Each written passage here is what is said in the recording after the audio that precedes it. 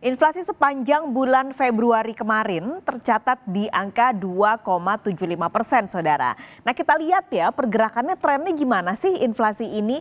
Kami ambil data teranyar dari Badan Pusat Statistik atau BPS. Kita ambil beberapa data di tahun 2023 dan juga di tahun 2024. Kalau kita maju dulu atau kita mundur dulu di 2023, Anda lihat di Februari tahun lalu, angka inflasi ini di angka 5,47%. Lalu trennya sebenarnya turun nih sampai bulan Agustus menjadi 3,27%, meskipun sebenarnya sempat menyentuh 3,08% di bulan Juli, lalu naik lagi di Agustus.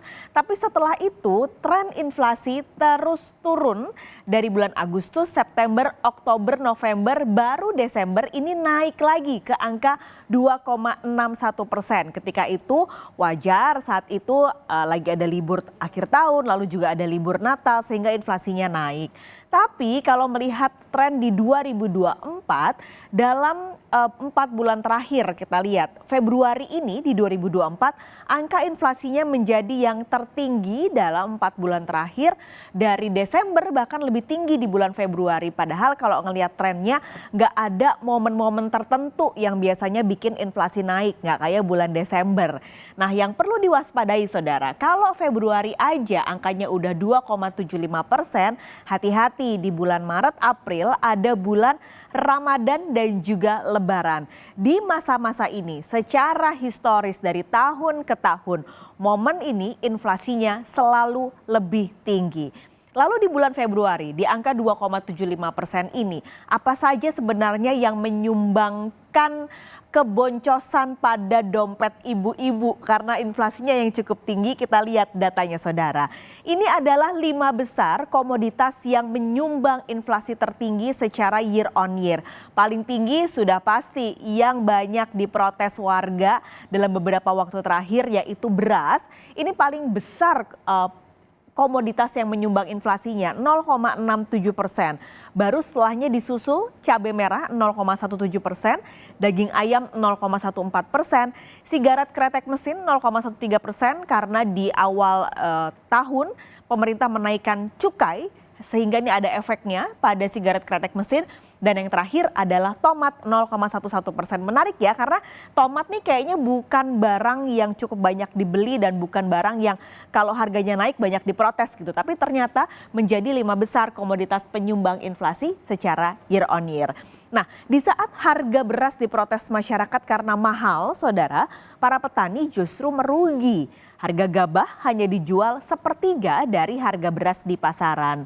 Harga gabah kering giling kini dijual di kisaran Rp5.700 hingga Rp6.500. Sementara harga beras di pasaran saat ini dijual dengan harga rata-rata Rp17.000 per kilogram.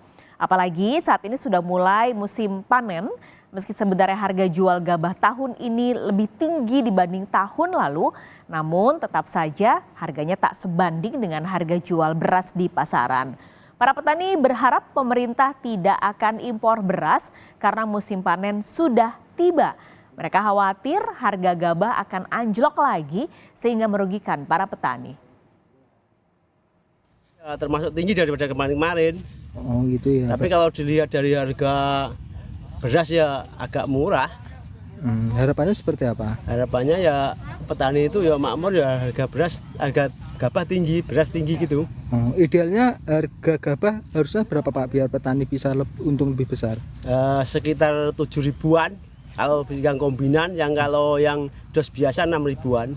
Oh iya. Ya kalau impor itu sebenarnya kan kita juga petani ya, sebenarnya inginnya ya nggak ada impor, tapi kalau yang nggak petani kan inginnya impor. Jadi kalau petani sendiri gimana? Nggak ada impor. Nggak mau Pak ya? Ya nggak mau, supaya beras kita itu harganya lebih tinggi. Presiden Joko Widodo juga bilang harga beras dan gabah jangan sampai turunnya terlalu drastis karena pasti akan merugikan petani. Saya mendapatkan informasi di lapangan sudah turun, tetapi juga turunnya jangan drastis karena petani juga perlu diberikan ruang keuntungan. Di saat yang sama, saudara, luas panen padi di Indonesia ini ternyata jumlahnya terus turun. Kami ambil data lagi, kami akan tunjukkan kepada Anda. Ini adalah data terkini dari Badan Pusat Statistik. Trennya, saudara, dari tahun 2022 dibandingkan dengan 2023, ada penurunan untuk luas panen padi dari 10,45 juta hektar menjadi 10,21 juta hektar. Kalau luas panennya berkurang, sudah pasti otomatis produksi gabah kering giling juga ikut turun. Berikut datanya. Dari luas panen yang turun, kita lihat bagaimana produksinya. Ini adalah jumlah produksi padi. Di 2022, 54,75 juta ton. Sementara di 2023 turun menjadi 53,98 juta ton.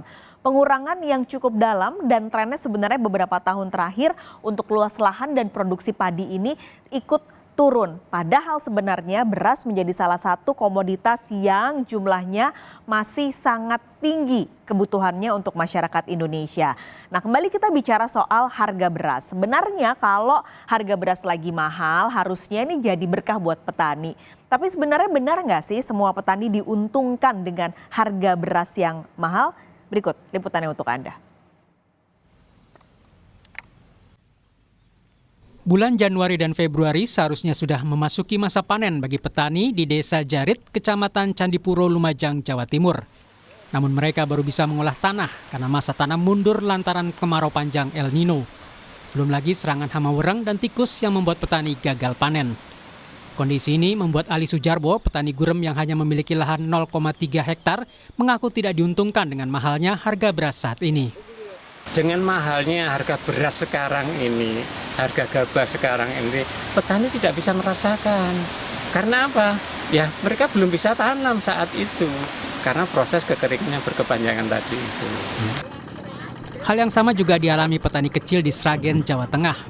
Sebagai salah satu lumbung padi nasional, naiknya harga beras ternyata belum bisa meningkatkan kesejahteraan petani, khususnya buruh tanam padi. Suwarni, warga desa Bener, Kecamatan Ngerampal, mengaku sudah 20 tahun menjadi buruh tani di lahan milik tetangganya. Upah buruh tani untuk tanam padi dari mulai pukul 5 hingga 11 siang dihargai Rp100.000 per orang.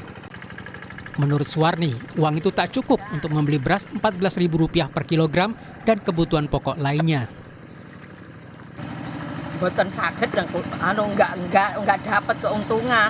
Kan saya beli beras. Beli beras ya? Ya, berasnya beli, enggak punya sawah. Sekarang berapa Ibu 1 kilonya? 1 kilo 14. 14 ya? Iya. Ibu untuk menghidupi berapa orang di rumah?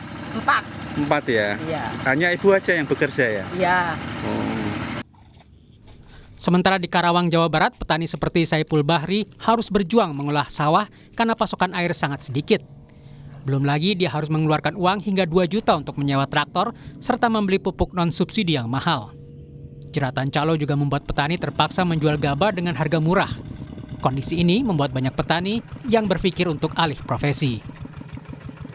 Ya makanya mau tidak mau ketika misalnya kita udah jadi petani, ya secara otomatis kita bakal manjang, terkecuali misalkan ada proyek perumahan atau misalnya pabrik dijual mahal, ya otomatis mungkin ada.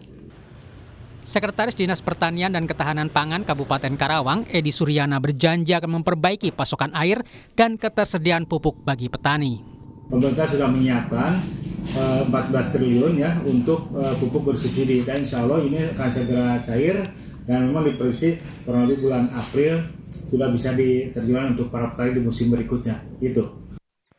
Kenaikan harga beras yang terjadi belakangan ini ternyata tidak membuat pendapatan petani kecil ikut naik. Pemerintah harus mencari cara untuk mendahulukan kesejahteraan petani. Tim Liputan Kompas TV.